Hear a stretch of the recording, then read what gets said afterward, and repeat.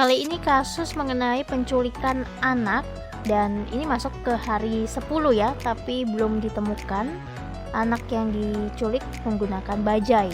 Polisi sih masih terus menyelidiki kasus dugaan penculikan terhadap anak berinisial MA berusia 6 tahun. Salah satunya dengan melakukan penyisiran di sejumlah ruas jalan yang dilalui korban bersama dengan pelaku saat naik bajai. Aksi penculikan terhadap korban ini terjadi pada hari Jumat tanggal 9 Desember dan sehari setelah peristiwa ini langsung dilaporkan ke pihak berwajib. Jadi kalau di total sampai dengan hari ini udah memasuki hari ke-10 ya, belum ditemukan MA ini, anak MA ini ya. Sejauh ini pihaknya telah memeriksa sejumlah saksi untuk mengusut kasus penculikan ini. Di antaranya adalah orang tua dan supir bajai yang sempat membawa korban dan pelaku. Kepada penyidik, supir bajai sempat menyampaikan bahwa dirinya menurunkan korban dan pelaku di sebuah jalan. Namun, supir ini belum menjelaskan secara rinci gitu. Jadi ya diturunkan aja di jalan dan masih di kota Jakarta. Jadi si MA ini, anak yang diculik ini, diduga menjadi korban penculikan oleh seorang pria di daerah Gunung Sahari, Jakarta Pusat. Berdasarkan rekaman CCTV, terlihat korban ini tidak terpaksa untuk mengikuti si terduga pelaku. Dari keterangan orang tua korban juga diketahui bahwa terduga pelaku ternyata kerap datang ke kedai mereka selama 3 bulan terakhir.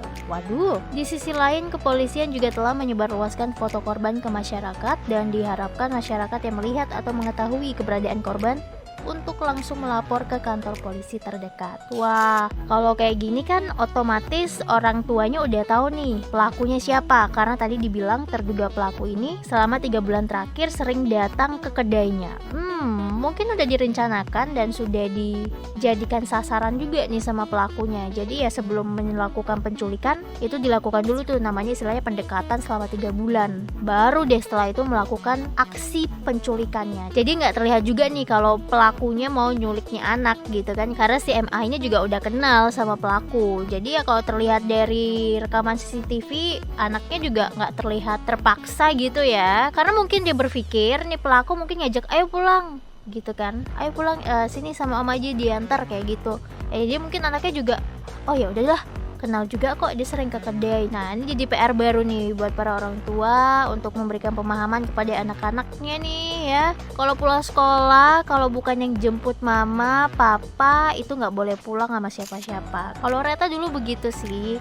Kalau bukan mama, papa atau enggak yang antar jemput, dulu Reta pakai antar jemput. Nah itu nggak boleh pulang sama siapapun. Kalau misalkan mau pulang sama teman, biasanya kan ada tuh yang ngajakin pulang bareng teman. Nah itu pun juga harus informasi dulu atau harus nelpon dulu ke mama atau ke papa, karena ya bahaya juga sih ya rock lovers. Emang sih kita nggak berpikiran negatif nih sama orang yang memang punya niatan baik mau antar kita pulang gitu, apalagi orangnya sudah kita kenal, deket sama orang tua kita ya kan. Tapi ya alangkah lebih baiknya sih seperti itu ya. Kalau mau jemput ya memang orang tua atau enggak memang orang-orang yang biasanya jemput kamu, misalnya tukang ojek nih, kamu udah nyewa tukang ojek nih sama sebulan untuk antar jemput kamu. Nah itu mungkin oke ya. Atau mungkin ada orang tua yang tiba-tiba berhalangan untuk ngejemput. Nah ini harus ada koordinasi juga antara orang tua dengan pihak sekolah. Jadi nanti pihak sekolah tuh ngasih tahu ke security tahu nih,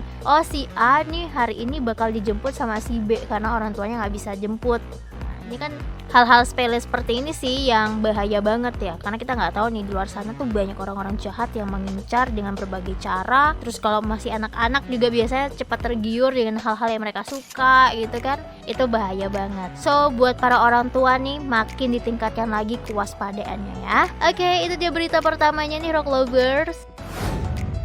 Berita selanjutnya, setidaknya 2 orang dilaporkan tewas dalam kecelakaan kereta teknis proyek kereta cepat Jakarta-Bandung di area Cipada, Cikalongwetan, Kabupaten Bandung Barat, Jawa Barat pada hari Minggu kemarin. Kabar ini dibenarkan oleh Kadif Humas Polri Irjen Dedi Prasetyo. Selain korban tewas, pihaknya juga menyebut 5 orang mengalami luka berat dalam insiden ini. Untuk saat ini sendiri, total sudah ada 18 saksi yang akan diperiksa terkait dengan kecelakaan tersebut. Pihak KAI juga juga telah dimintai keterangan guna mendalami peristiwa itu. Dan untuk penyebab kecelakaan kereta teknis ini juga pihak kepolisian masih mengumpulkan saksi dan alat bukti juga ya. Kecelakaan kereta teknis proyek KCJB ini terjadi di hari Minggu kemarin sekitar pukul 4 sore waktu Indonesia Barat. Dalam salah satu video rekaman yang beredar, tampak kereta yang berwarna hijau itu keluar dari jalurnya. Serem banget ya, belum dipakai aja udah ada korban jiwa aja nih. Ini mungkin juga mesti ditahu ya kira-kira penyebab terjadi kecelakaannya ini apa sebelum nanti benar-benar digunakan oleh masyarakat ya kan. Jangan sampai aja, ini kan soalnya proyeknya juga sudah mengeluarkan dana yang begitu besar, jangan sampai ini menjadi proyek yang gagal ya kan.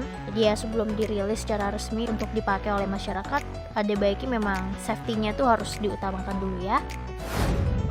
Oke, kita ke berita selanjutnya. Pemerintah Provinsi Nusa Tenggara Barat bersama dengan investor asal China melakukan peletakan batu pertama pembangunan kereta gantung dari Desa Karangsideman, Kabupaten Lombok Tengah menuju kawasan Gunung Rinjani. Dan proyek ini juga menjadi salah satu proyek investasi yang luar biasa banget bagi peningkatan pariwisata yang selama ini dikembangkan oleh pemerintah daerah. Dan keberadaan kereta gantung ini juga akan membuat kegiatan sektor pariwisata semakin meningkat, apalagi di wilayah selatan ada kawasan ekonomi khusus Mandalika yang sudah menyelenggarakan berbagai event baik MotoGP maupun WSBK nih guys. Menurut pihaknya juga kalau kereta gantung ini sudah menjadi impian, dan jika dilihat dari desain pembangunan ini baginya sangat luar biasa. Dan tentunya kalau sudah begitu pastinya akan meningkatkan perekonomian masyarakat setempat. Sementara itu manajer PT Indonesia Lombok Resort, Mr. Sichichi, mengatakan bahwa momentum peletakan batu pertama ini merupakan momen yang sangat berbahagia karena bertepatan dengan HUT Provinsi Nusa Tenggara Barat. Ya jadi kemarin tuh memang hari Sabtu ya, itu HUT Provinsi Nusa Tenggara Barat, dan ini menjadi peletakan batu pertama juga di saat HUT Provinsi NTB. Dan semoga aja nih apa yang diharapkan oleh pemerintah setempat ya tadi seperti meningkatkan perekonomian masyarakat bisa terwujud ya dengan adanya proyek kereta gantung ini.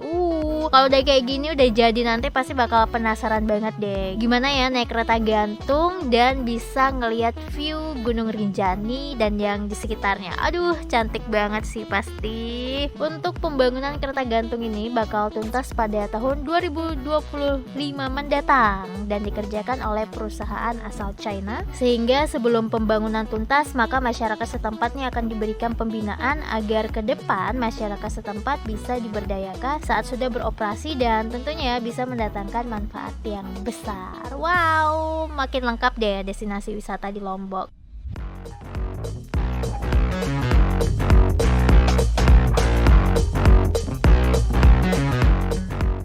Hai Rock Lovers, dengarkan terus Rock News setiap hari Senin sampai Sabtu hanya di Spotify dan Noise. Mau info terupdate di HP-mu? Follow Instagramnya di @rocknews_network, Twitter dan TikToknya di @rocknewsnetwork. Sampai jumpa di Rock News edisi berikutnya.